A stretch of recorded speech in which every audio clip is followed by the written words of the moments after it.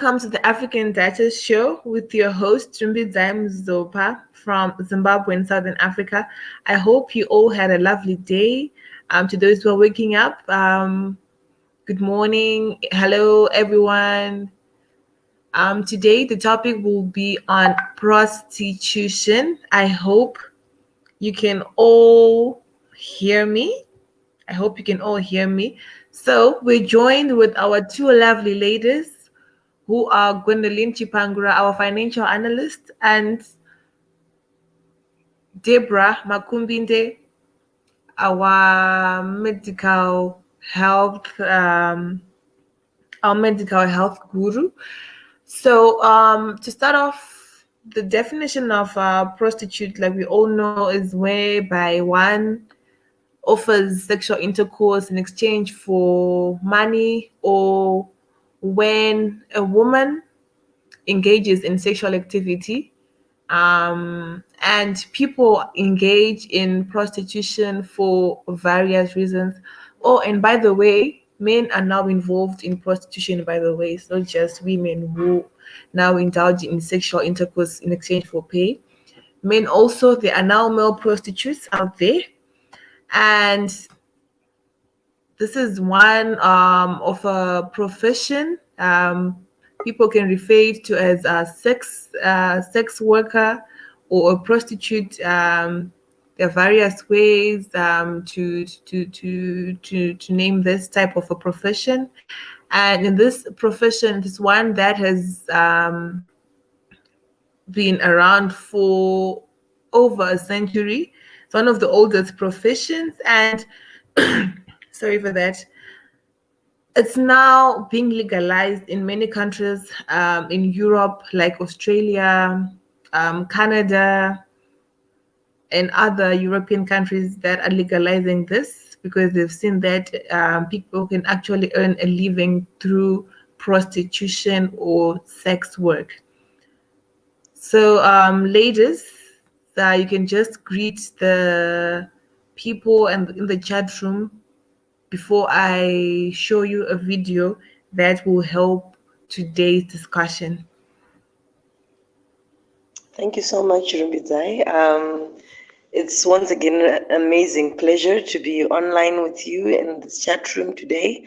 And I hope everybody enjoyed this discussion to follow. Those with questions, please bring them on. We're here to help each other. Thank you. Okay. Can you also greet people? Hello? Gwendolyn, are you there? Are you with us? Okay. Hi, So hi guys. Hi, Deborah. I hope you guys are fine and you're having a lovely Wednesday. It's good to be here once again, and I hope that we have a really constructive discussion. Okay, thank you for that. All right, so I'm just going to share with you a small video clip of a woman in Zimbabwe who is a sex worker, and maybe you ladies can hear what she has to say. And to everyone in the chat room, like Deborah was saying, feel free to put in your comments, your questions, and anything that you feel we need to address today. So let me just share with you my screen.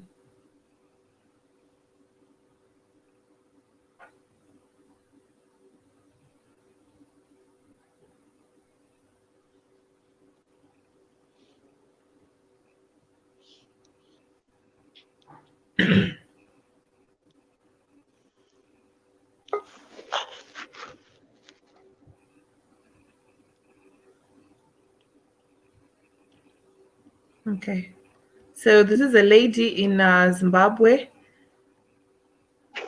Out here, we call them also ladies of the night. I don't know what you call them in your respective countries. We also refer to as ladies of the night. So I'm just going to share with you. I hope you can all see and hear.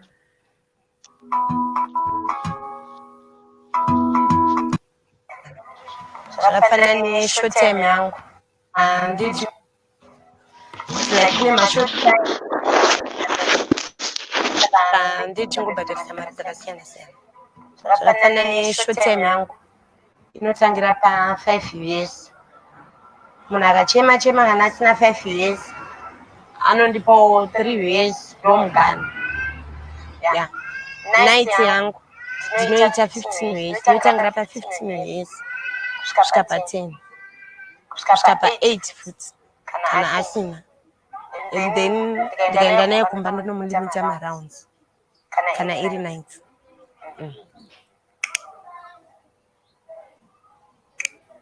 Short time i5 minutes ndomutemo weshort time. Wangu ndo mutemo wangu, ndisingazivi kuti vamwe vanoita sei, but ini wangu i5 minutes. Kana usati watundawo pa5 minutes idzodzo tapedza basa. Kana kuti unodowedzera mari tokontinua wotunda woproduce. Vazhinji vacho ndinotoita zvekutsinyira kuti akurumidze kutunda. Achingopinza achiita mhenoti nyaya yekuti ndinodziyawo here kana kuti chii chinoitika pandiri, handitozive kuti chii. Ndongotsinyira kuzasi kwangu dai simo munhu ototi opedza kuti atitunda oproduce. Kana asina kukwanisa 5 minutes zvacho idzodzo atoprodusa kudhara. Zvako ari kuti achiri nechimwe chikara here chekuda kuti anyenge futi. Then kana achiri nechimwe chikara anotopa imwe mari ndomudhandisa. Achabhadhara yakafanana neshort time yeye kubva kwekutanga kwekwe. Ndakumudzikisirawo because nenonde ndatoona zveshuwa akurumidza kupedza. Saka ndobva ndangomudzira ndinoti achiwedzerako kana 2 years ndokonyatsoudhandawo. It's okay. Inini night kana ndichitora nights. Mumwe anogona kubvunza kuti unonipa marounds mangani baby tasvika kumba. Ndomudza kuti unoita haunoda, but izvo ndezvekutaura tiri murodhi. Handizomupa haanoda. Nditori nemalimiti angu andomupa inini. Ini kana dzakudarika 3 ndenda kuramba nekuti ndinenge ndaneta. Handikwanisi kuramba ndichimupa bhozi ndozorwadziwa nemusana, chibereko.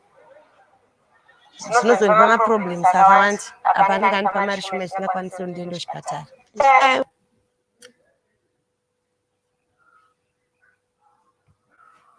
Okay, ladies, I hope you all watched that video. Did you all watch that video? Yes. Hello?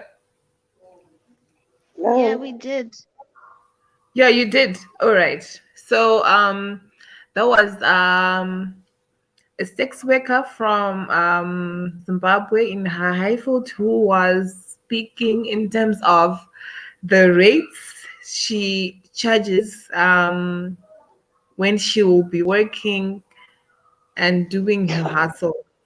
So any comment on that?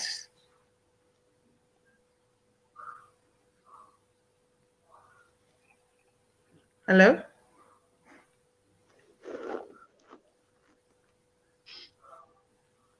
Hello? Hello? Can you hear me? Yes, loud and clear. I don't really have a comment as such, Okay. but I feel like no one really wants to be sleeping with different men every single day or having to sleep with 5 men in a day just to make ends meet.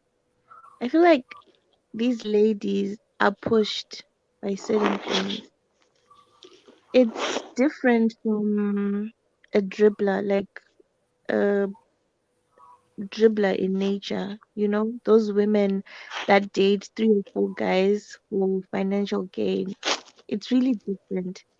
She's literally selling her body, like the lady in the video that we just watched, for her to feed people, probably her kids, maybe herself, pay rent, you know. So my contribution is I'm not in any place to judge. Most people would judge, but I'm not in any position to be judging her because she's charging $5 udanda. So yeah. Deborah, are you with us? Yes, I'm with you. Okay. All right. Maybe I'd just like to pose a comment. So Okay. definitely, it's a sensitive issue in That's terms of very true. what we believe, our upbringing, our different backgrounds, our religion, in terms of how we can support such people. But I think, like you've mentioned in your introduction, saying that most countries are now trying to formalize this and acknowledge it as a form of a profession rather. Mm-hmm. Um, it's hard for someone to pose their own opinion on certain things that are now being accepted across different cultures. However, we're in Zimbabwe, and like you've highlighted, this is a woman voicing out, which in our country usually is not something that is so acceptable because I'm sure Mm-hmm. she received a lot of critics and stuff like that. But what I do appreciate from the video we did watch is somebody is actually explaining what they believe in, what they want to stand by, and what they stand for. So you even heard her saying that this is my limit, I end here, which means as much as she's in a profession that we do not necessarily all have to approve of, she still has standards within that profession. I think I'll say more as we delve more into our discussion. All right. Thank you, ladies. So people enter different professions for different reasons. And when it comes to prostitution, one of the most common reasons that surfaces is the lack of employment. And these people talking about our fellow sisters, our fellow friends and relatives, they also want to desire to improve and have a stable income. They want money, quick money, I can say, because I'm guessing, in referring to the example, maybe in one day, maybe she can make up to $25, which is something that one can get in a whole month, in different professions. What do you think are also some of the reasons why women enter into this profession, apart from this issue of the lack of employment? Why do we find women and now men engaging in this profession or in prostitution? Okay, thank you so much for that I question, think, Ruby. Mm, Go ahead, Gwen. okay. Um, I feel like, okay, this is my own personal view. Some people, like you said, employment. Most people, I think most women, I can't speak for the men, I'll speak for the women. I okay. feel like most women, they're left with so much responsibilities. I can tell you about someone that I know. Her Mm-hmm. husband died, and the husband was the one who would always bring money home. She was a housewife. She had no education, nothing, and she had about 3 kids. And the husband was the breadwinner for his family and also extended family. So this woman was left with her immediate family and black tax, like extended family to take care of. Mm-hmm. She couldn't get a job even as a maid because most people will be like, why didn't you get a job as a maid? Why didn't you go, like, those um street jobs and stuff? They're not easy to come by. Like, you just don't employ a maid. You just don't say I'm employing a maid these days. People actually go through background checks, and most people these days they actually get maids from like agents, not just get anyone who's in the street. So this lady reverted to being a sexual worker. She became a woman of the night so that she could fend for her family and she could also fend for the extended family. The other reasons I don't know, but I know mainly it's because of employment, like people are unemployed. And secondly, you just have too much responsibilities.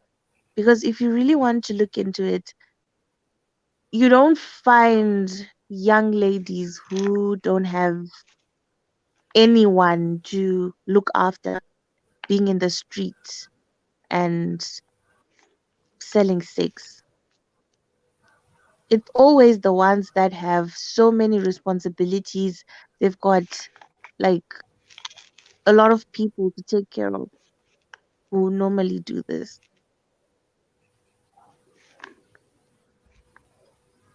Okay, thank you for that, Gwen. Deborah? Okay. So just looking at the other reasons besides employment, I was just thinking. I've listed a couple that I am aware of. One is Okay. depression. Another one is responsibility, like mentioned by Gwendolyn. Past experience is another one, and efficiency of cash flow. So in terms of depression, um, somebody might be going through something, and as a way out, because remember, some people take sex to be a hobby. So as a way out, they become addicted to it, because we actually do have sex addicts, and they find this as their way out. So that's how they're lured into this profession, and then it just becomes a part of them, and they want to continue doing it. Then a responsibility, like mentioned by Gwendolyn, where you now are working two jobs, and you feel like maybe to sustain the whole family, let me, offer my body. Then past experiences, I'd like to, mention a bit on this one, because people are coming from different backgrounds. Someone most probably had a certain strong belief, but maybe they had abuse of some form by a relative, they had abuse by strangers, and that person is broken. So a broken person can feel like, and you can imagine if you were all innocent, you got abused by a Mm, relative or strangers, and then you most probably, let's say, you contracted infections from that person, you become bitter, and because of that bitterness that you bottle up, because of the bad experience that you've had, and you feel like life has just been unfair to you, you're most probably an orphan, and now you've been abused, and you feel like, you know what, I'm just going to go out there and give as many people as I can, whatever I've been infected with. So sometimes past experiences can be a reason for someone to actually delve into such activities. Then the last one, which I think is also linked to money, is efficiency of cash flow. So you realize that some of these ladies who want to work, or men rather, who want to get into this profession, it's not necessarily that they do not have family support, or some of them are doing it because they feel like going to work as a cashier at a till just to earn $30 at the end of the month doesn't make sense. Whereas I can actually earn $30 a day, depending on my clientele. So you see, sometimes the efficiency of the cash flow can end up forcing someone to practice even against their, what would call, their so-called belief in the past. I think that's what I've got to say. all right, thank you for that, Deborah. Especially on your last point, I also heard from the streets that when it comes to prostitution, there aren't any skills or qualifications required for the job. So it makes it so much easy as a source of income for most people. Like you were saying, like the issue of the cash flow. You don't need a certain qualification for this. So some people um, follow up into this profession because you get quick money. Like you were saying, it's easy money to them. Then I also came across a reason that says um, it's a form of self empowerment because some women they feel freely um, and independent um, because they are choosing the people they are indulging in, and also because maybe someone has so much love for sex and the desire for power I don't know if anyone got that point. I just came across it as I was just browsing through in preparation for this topic. Self empowerment. Okay, thank you so much, Rumbi. So I know it may sound a bit controversial because some people what they Yeah. think is self-empowerment is yeah, by definition rather is empowerment of a different form, but like you've Mm, mentioned clearly that it definitely is self empowerment because someone feels like I'm grinding my own, my my my my own deal. I'm not depending on the next person, and because she knows she can offer a service and she's getting paid for it, she feels empowered. So to her, it's not like she's being abused for it. For her, she's charging a fee and she feels like it's a service. So the aspect of self empowerment is not coming necessarily how we view empowerment to the individual now because they feel like if you don't want to pay up what I'm charging, then I just don't provide the service. So to them, they feel empowered. Are you getting where the self yes. empowerment comes in? And because, in essence, just like any other profession, you provide a service, you get paid for it. For them, they feel like I'm not begging in the streets. I'm actually working for my payment. And you can imagine what we call work and what they're calling work is different. But they're saying it's empowering because one, she's going to enjoy it. Two, she's going to get paid for it. And it's a win-win situation. That's what I'd like to believe that point is Okay. pointing towards. Okay. Gwen, anything to say? No, I have nothing to say. Okay. Thank you, Deborah. Thank you for that. Really made me understand what self empowerment in that profession really means. So, ladies, what are some of the hot spots, be it in Harare or in Zimbabwe, where some of these activities are done? Are they being done in squatter camps? Are they like brothels? Really, where is this whole prostitution going on?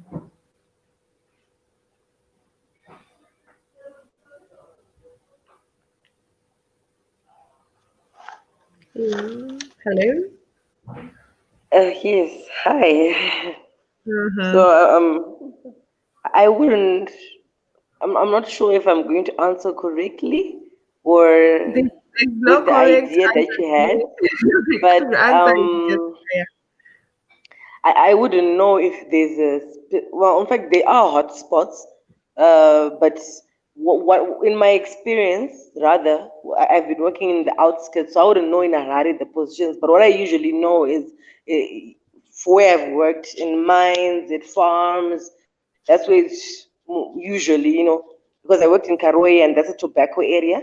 So we actually knew that during the tobacco the when the floors would open, definitely would have a lot of ladies traveling as far as from Kadoma, Chegutu, just to come and actually, wait for the farmers.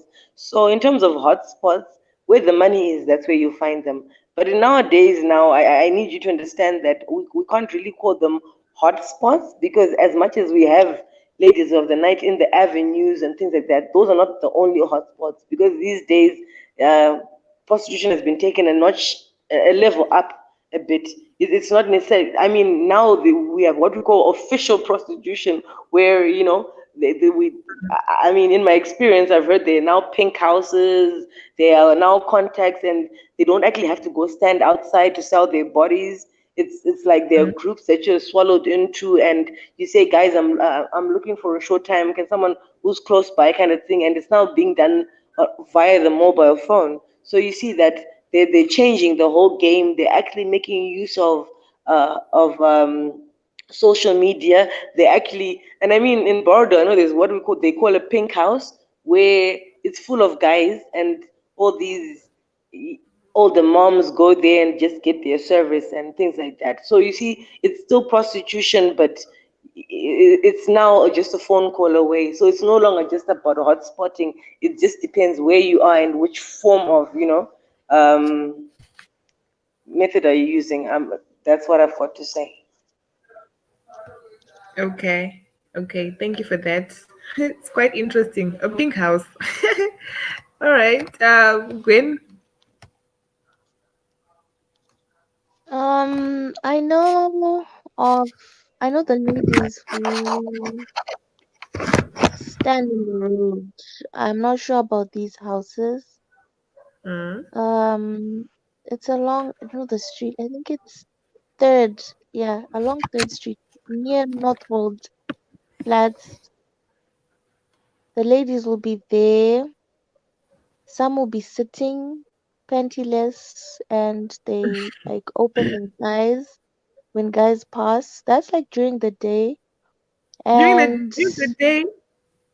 yeah, during the day, like you can Okay. actually see that this is an elderly woman. They're like in their 30s, 40s, somewhere there.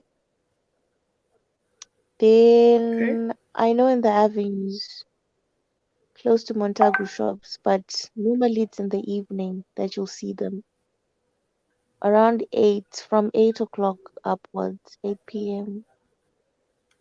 So yeah, people are doing the things. Okay. All right. So these women, the one or like who are on the street, you're telling me someone wakes up, take a bath, take a shower, and then they just go and stand in the street the whole day waiting for clients. Yeah, and they come as far as Norton, Epworth, there just for them to get into town.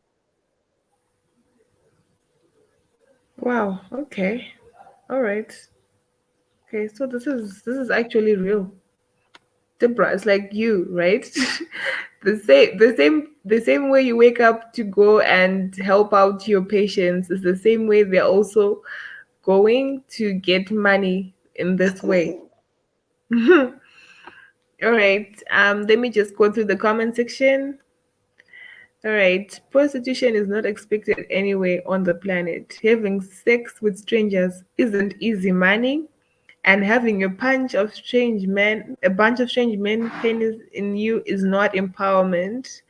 Greetings, family. What? 30 is elderly. I heard you mentioning 30. Aren't they? Shouldn't they be a bit younger, or there's no age for this? There's no age. There's no age. Yeah, there's no age. Oh, all right, all right, okay. That may be when you're younger, you get better clientele, but well, I there's don't no think it's age. about clientele. Do you know Uh, there's some men who just want to satisfy their sexual urge? Like he just wants to bust a nut.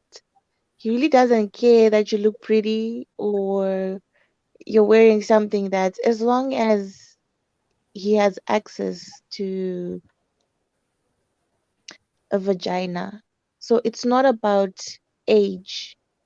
And we're talking about mothers who do not want their daughters to go through what they went through.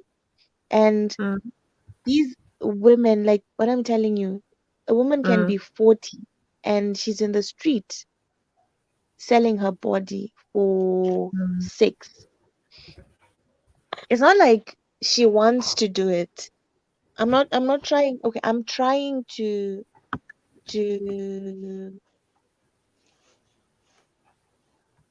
be in their shoes. But I don't think anyone, unless if you're a nymph, but even if you're a nymph, you don't exchange sex with money. These people, they are forced into these situations because of what they're going through. Like what Deborah was saying, a person can be broken, they can be damaged, depression, you don't have money.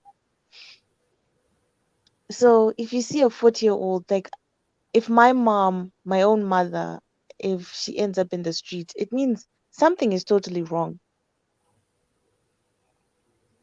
You can't be at that age, or even your mom, Rumbita, you can't be at that age and be selling your body for sex. For what gain?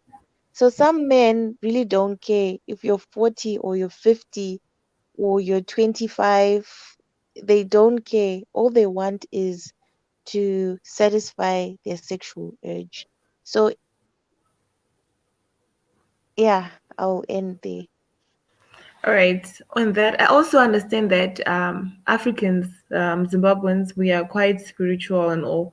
So I think I've heard cases whereby some will say, you know what, it's a spirit, it comes and go. I just feel like um, I want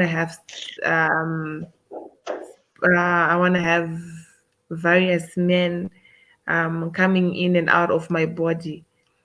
Um, Okay, let me just connect her.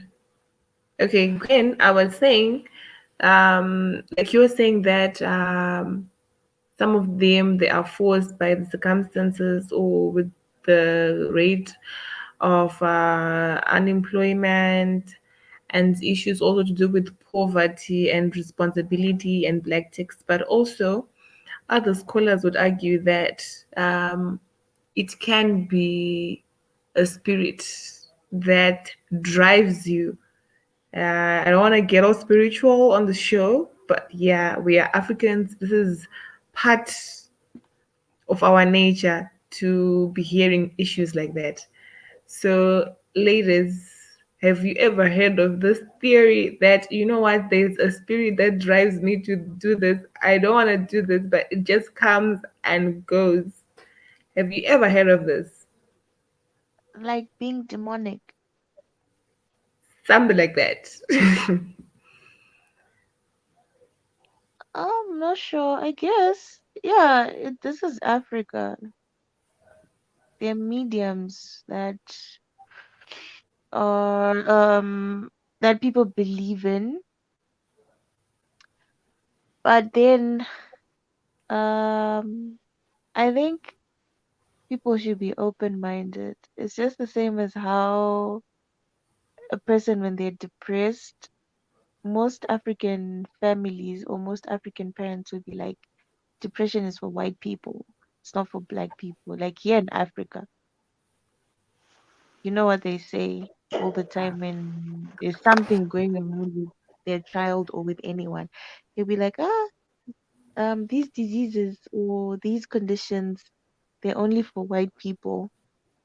I don't think a demon can control you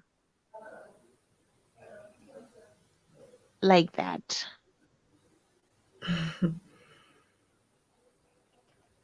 Deborah, say something. So, that's a very interesting question that you've posed, Rumbi. So personally, Mm, I'm a very spiritual person, so obviously I'm bound to align my views along those lines.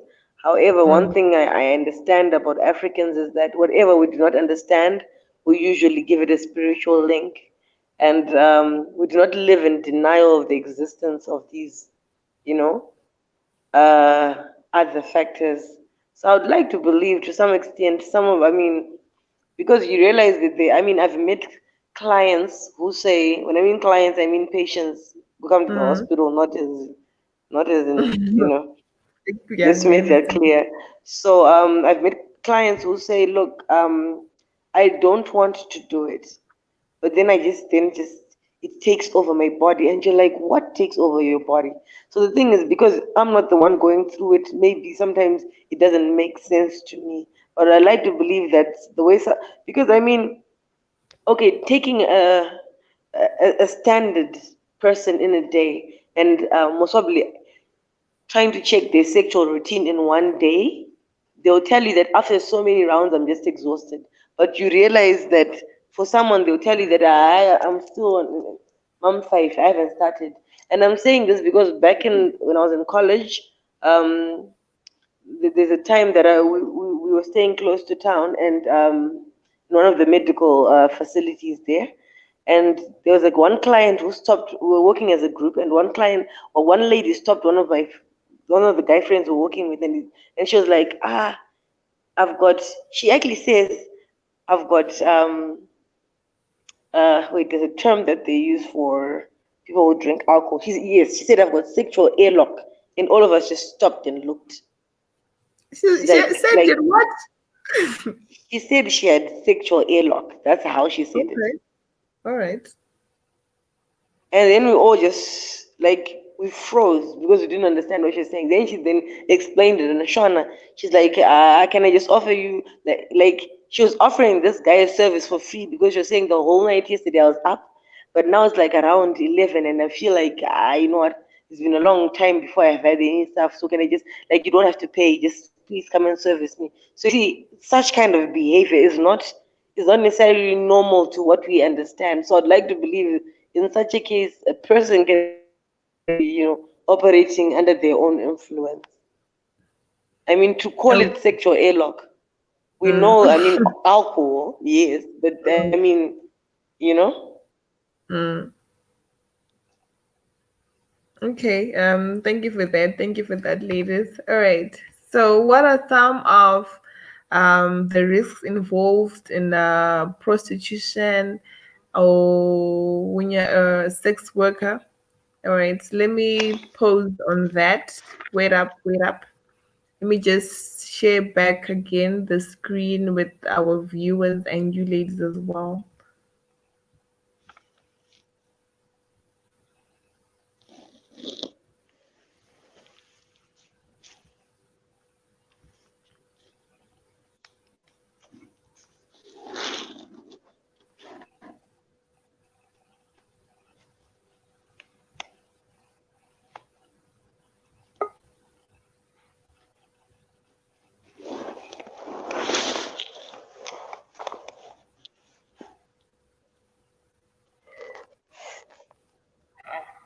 musikana kunyenga mumwe musikana zvinoitika. Ini nanzi ndanyengwa hangu nemusikana but vasikana vanonyenga vamwe vasikana vavo vamwe vacho nemafriends avo.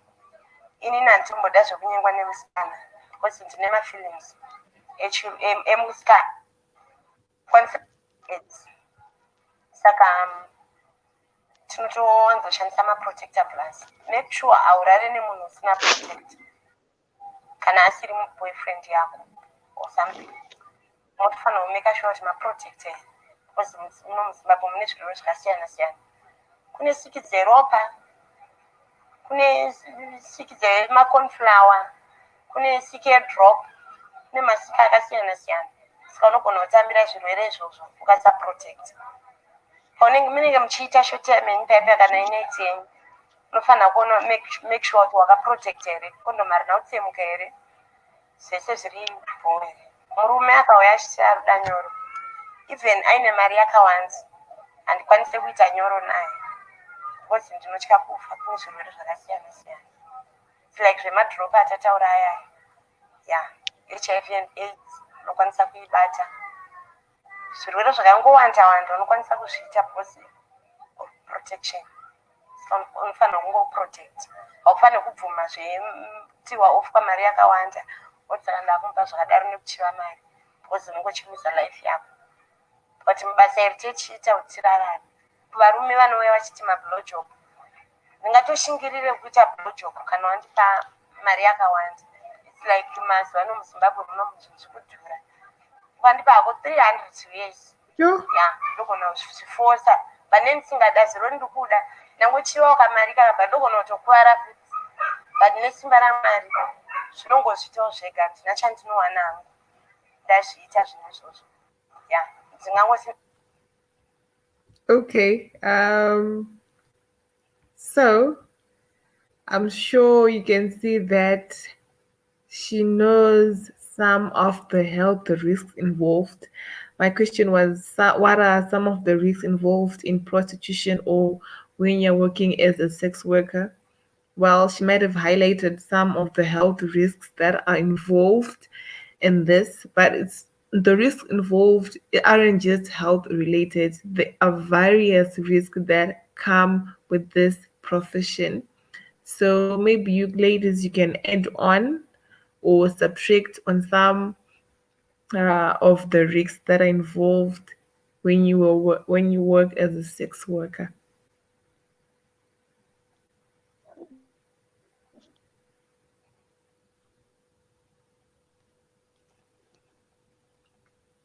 Ladies, are you there? Hello? Hello? Hello? Yes, Um, I think sex workers are exposed to abuse. that's very true. Yeah, yeah, yeah. Because, someone can come and he'll be like, you heard what she was saying, her charges and all, and the conditions and stuff. A person can say, I want to spend the night with you. You go to his house, and this is during the night. Not everyone is good with directions during the night. You can't even see where you're going. You get there and you would have agreed. Isn't like the first video that you played for us? That lady was saying, I charge, I think she said $5 for the night, but then I limit him his rounds. Imagine you get there and the person just says, I'll do whatever I want with your body. She's now, okay, yes, of course, she's making someone pay for the sex that she's willing to give. But then if she's not willing anymore, that's abuse. That's like rape. And who do you tell? Like, Mm, where do you go to report that I'm a sex worker? Already there's stigma around that profession. You can't just go to the police station and say, "Oh, hi, I'm a sex worker, I'm a hooker, but I got raped last night." No one will take you seriously. I don't think the officers will take you seriously. So that's like one of the situations that they face, which is not right. okay. You mentioned something to do with stigma.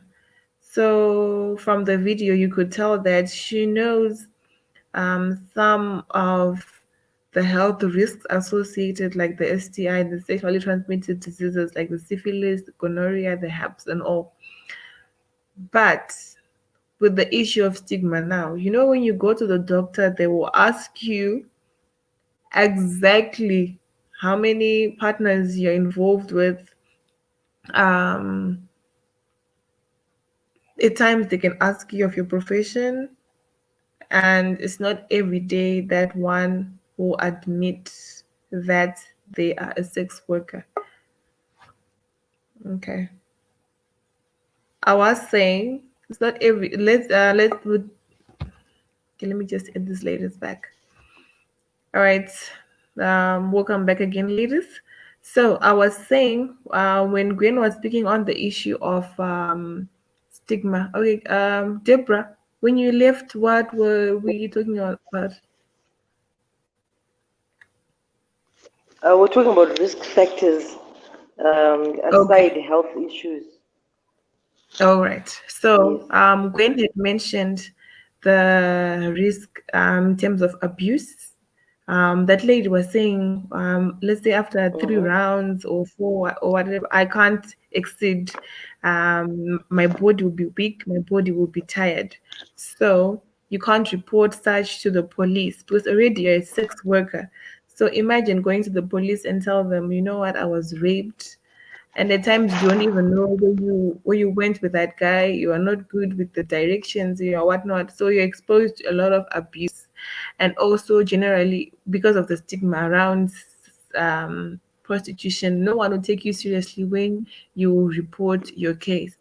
So when she mentioned the issue of stigma, I was saying that lady mentioned the health risk, and she seemed to know the types and everything. But when you are in the situation now, let's say you have gonorrhea, let's say you have herpes, what are the chances of you going to the hospital and getting access to the right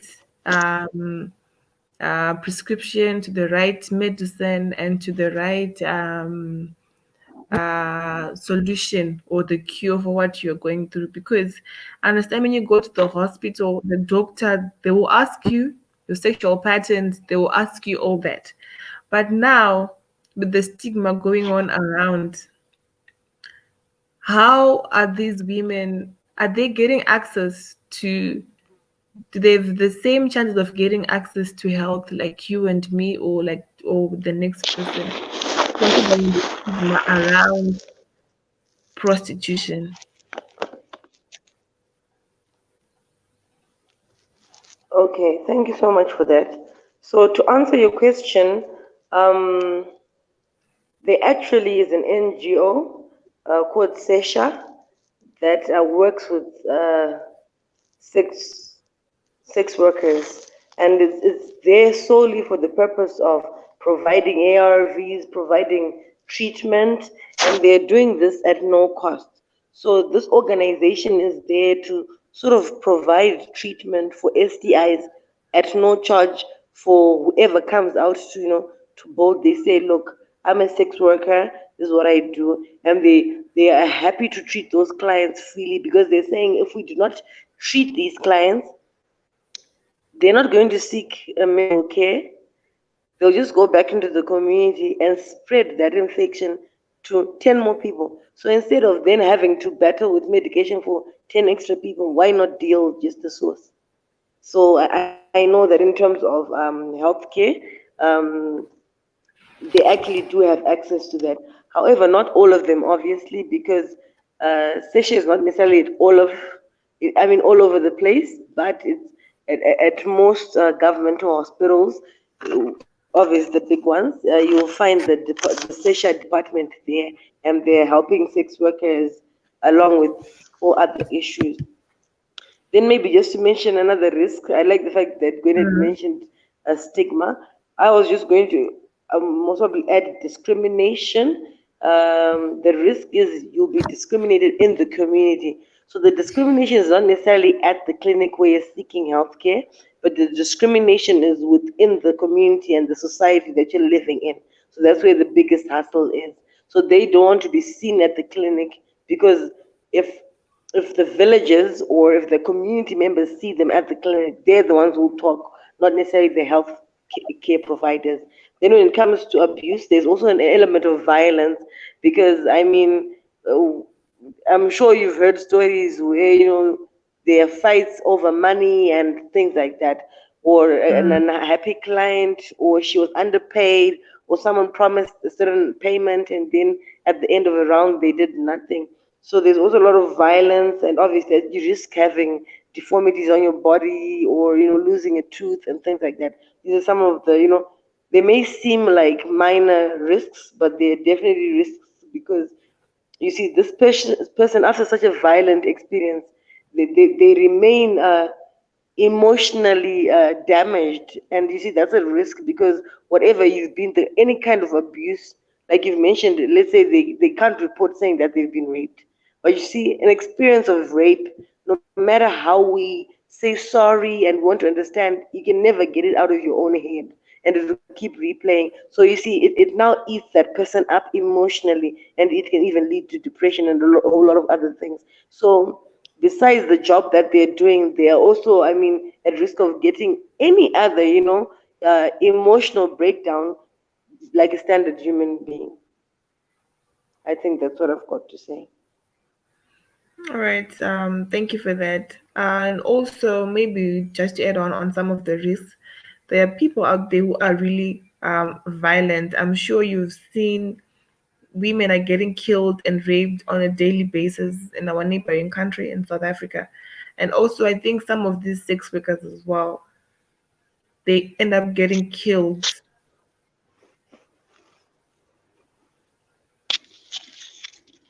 Hello? Hello? Can you hear me? Yeah. So I was saying some of these sex workers or prostitutes, they end up getting killed on the streets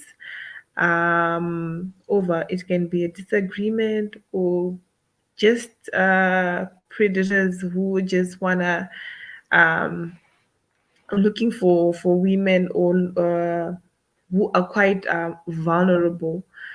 And also, I understand there are long term effects. I heard you mentioning the issue of depression. Some of the long term effects are that because, let's say, you've been abused, you've been sleeping and engaging with people who you don't know. There is the trauma that comes, there is the stress, there's depression, there's anxiety. Also, one can end up having drug abuse because at times I've heard that you need to be high in order for the job to move very swiftly, or because when you are sober, you are not efficient enough. Deborah, on this, have you ever heard that you have to be high or on substance in order to do this profession quite well? So yes, I have heard things like that, and Mm,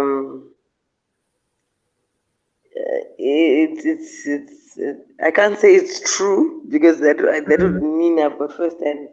But then I mean it's only logical because I mean just imagine when you wanted to study for an exam, you wanted to make sure that your stomach is full. You couldn't do it on an empty stomach. So obviously because mm. they're using a lot of energy, um, they can't keep eating, but they need something that gives them strength. So most of them then turn to, which is why you notice that most of the sex workers they drink alcohol. I mean, have you ever noticed that? It's Mm. rare for you to find a sex worker who's not an alcoholic. It's very rare. I'm yet to meet one, if there is Mm. one, because it's either they're smoking weed or they're, taking alcohol, or there's some kind of substance abuse. I've never met someone who's a completely clean slate so far.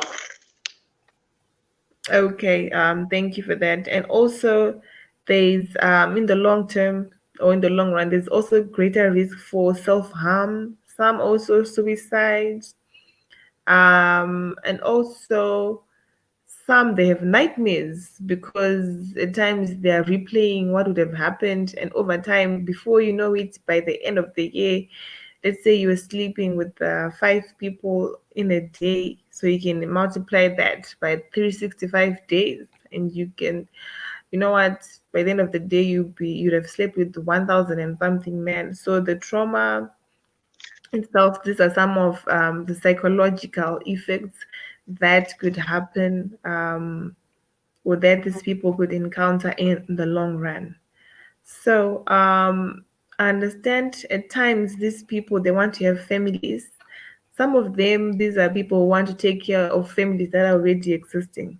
So what are some of the dangers when you are growing up, when you have a child and you are um, taking care of them in such an environment? Is it a safe place to be raising your child?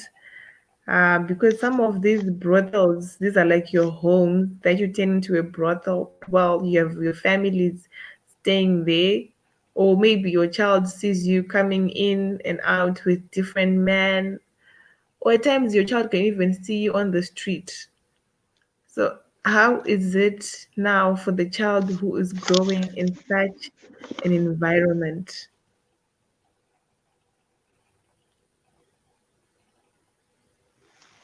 It's definitely tough. However, some of the sex workers that we then meet, and they're they're stone cold in terms of their mentality, their heart. It's now stone cold in the sense that it can't be changed. They've seen too much. They've learned too much, and they've seen that no matter how. Because I'm sure usually what happens is at some point the mom does try to stop, and then they realize that if mom stops, so she's doing more stuff. So such a person now telling them, please don't do this, it might not necessarily work because they've seen things firsthand that went north. It's definitely not a nice sight to be exposing children into such things, but because some countries are taking it to be an actual profession, a standalone, they're saying just like if your dad is an accountant or your mom is whatever, you're saying my mom is at work. So it's being acknowledged as a profession, although in terms of our culture now, it is definitely something that children should not necessarily witness or even know that their mom or their father is a participant of such.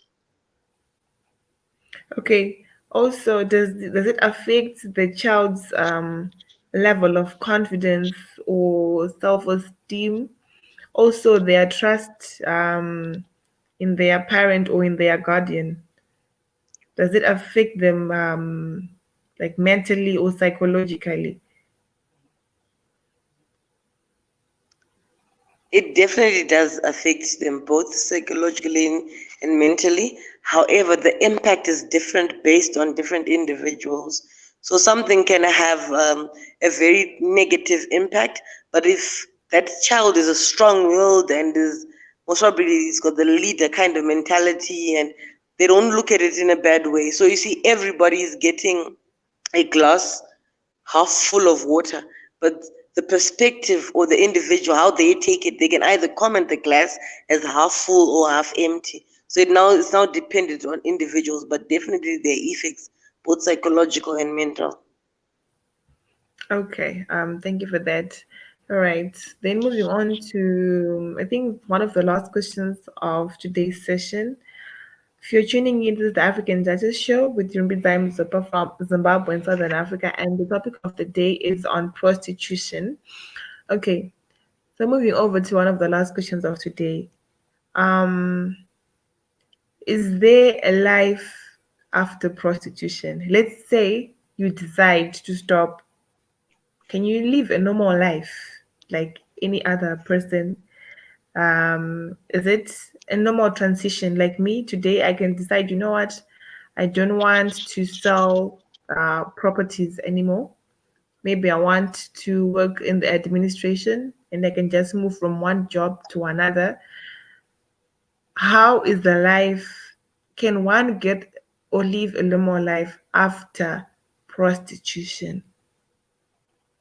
I'm not saying you ladies who are answering me, whatever information you're giving me is first and no. We are just talking about what you've heard, what you've seen, and what is happening. Can someone actually live a normal life after this? And can they have access or equal opportunity to get a good job, just like, wait, I won't say a good job, to get another job, like a formal job after this?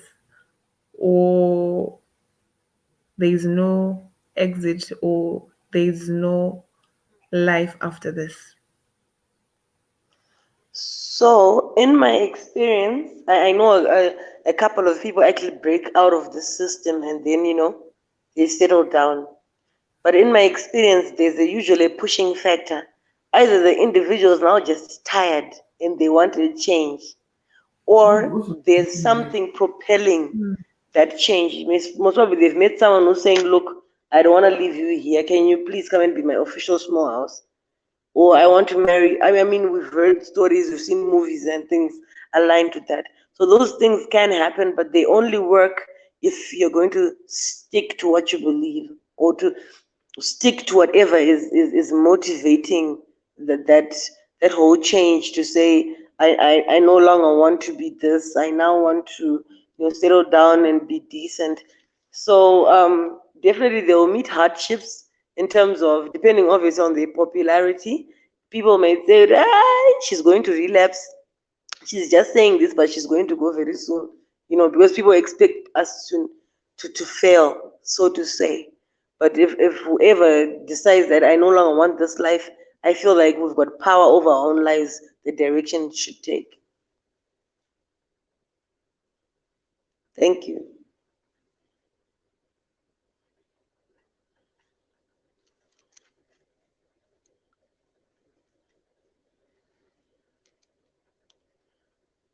It- can't hear you. Okay, Gwendolyn.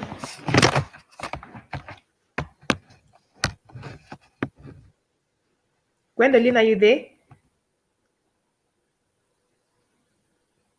Okay, so maybe we seem to have lost her. Gwen, can you hear us? Okay, it's fine. Okay, I wanted to ask something a bit more personal. Would you, let's say you've been given a chance, would you employ someone who was a sex worker before? So personally, um, my first question was most probably, what am I employing them for? Because what I need to make sure is, are they competent enough for the job before I look at their background? Now, personally, I'm a person who likes to get things done. So yes, it will be difficult for me to employ them, but if, because I believe that how people look at you is how you present yourself. So the first impression I get when you're coming to look for a job at my place, if you're looking scruffy, you don't stand a chance. But if you show me that you can be professional, then definitely I'll give you a chance. And then from there, you just need to redeem yourself. This is me personally. And obviously, you have to be on your toes and working efficiently. Because for me, I need to get things done on time and well done as well. So I can employ them. That this is me. Because look, if like I said, I'm a Christian, so I would like to believe if I've done bad things, but God has forgiven me for those things, so I can't hold on to somebody's past that I do not know of. And the last thing that I think I'll say on that one is, generally, I'm not a person who judges a person on what I've heard. I give them an opportunity, a chance to prove themselves. So once you then mess up that chance, then it becomes difficult for me to trust you. But initially, I'll give you a chance to prove yourself. But are employers still doing background checks nowadays? Or someone can just try their luck and get the free pass? Are people still applying the background check on their employees, or they just getting shortcuts because they want to quickly fill in the position of a new person? Uh, Background checks are being done. It just depends which kind of organization. Obviously, smaller organizations might not necessarily do it, but bigger organizations, especially if you're looking to work for non-governmental organizations, they always that's key. They want to know that you haven't stirred up any trouble. However, for example, like at Sesha, they will have posts for you know for previous sex workers, so that they can actually then speak to fellow sex workers. And speaking from sex worker to sex worker is much easier than speaking top down kind of formation. Okay, all right, interesting. Okay, thank you for that, Deborah. Before we close off the show, do you have anything to say? I would like to say, well, this was a definitely interesting discussion, and I look forward to the next topic that we'll be discussing. Because I mean, knowledge is power, and I always say this: I want to become powerful. In other words, I just want to gain as much knowledge as I can, and also share and influence in any environment. So, thank you for having me tonight. All right, thank you for Cheers. coming in. I understand you had such a busy day. Busy best defines you, Deborah. But thank you for Yes. taking the opportunity and the time to come in on the show and to also help out on the discussion on prostitution. Thank you to those who tuned in, and also kindly share this link with the rest of everybody. Tomorrow, they can always watch the show on their spare time because this was the live one, but the recorded sessions they'll be there so that you people can watch and share with your friends and loved ones. From the team, from everyone, and from the Black Hot Fire, thank you and good night. Nice. Night. Okay.